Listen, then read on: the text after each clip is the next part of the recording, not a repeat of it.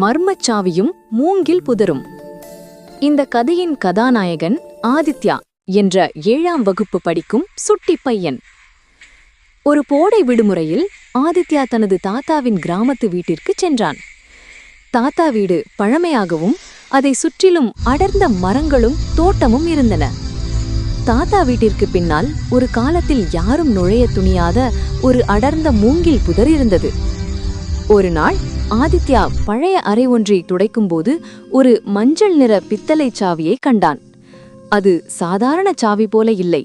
அதன் தலைப்பகுதியில் ஒரு வினோதமான புலியின் உருவம் செதுக்கப்பட்டிருந்தது. தாத்தா, இந்த சாவி யாருடையது என்று ஆதித்யா கேட்டான். தாத்தா, அதுவா, அது எங்கள் குடும்பத்தில் பல தலைமுறைகளாக இருக்கும் ஒரு மர்மச்சாவி. அதற்கான பூட்டு எங்கு உள்ளது என்று இன்று வரை யாருக்கும் தெரியாது.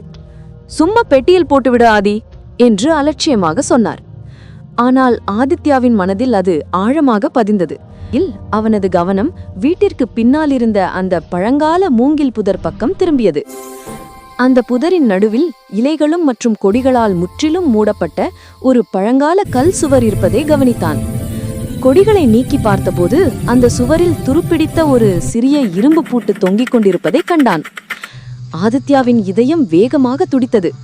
அவன் மெதுவாக பித்தளை சாவியை பூட்டில் நுழைத்தான். ஒரு சிறு சத்தத்துடன் கிளிக் என்ற ஒலியோடு பூட்டு திறந்தது. பூட்டு விழுந்ததும் ஆதித்யா தள்ளி பார்க்க அந்த சுவரின் நடுவில் இருந்த ஒரு சிறிய மரக்கதவு திறந்து கொண்டது. உள்ளே இருட்டும் குளிர்ந்த காற்றும் வந்தது. பயம் ஒரு பக்கம் இருந்தாலும் சாகச ஆர்வம் அவனை உள்ளே தள்ளியது. கையில் டார்ச் லைட்டை எடுத்துக்கொண்டு உள்ளே நுழைந்தான். அது ஒரு சிறு பாதாள அறை போல இருந்தது. அறை முழுவதும் தூசியும் சிலந்தி கூடுகளுமாக கிடந்தன. சுவரில் சில வினோதமான ஓவியங்கள் வரையப்பட்டிருந்தன.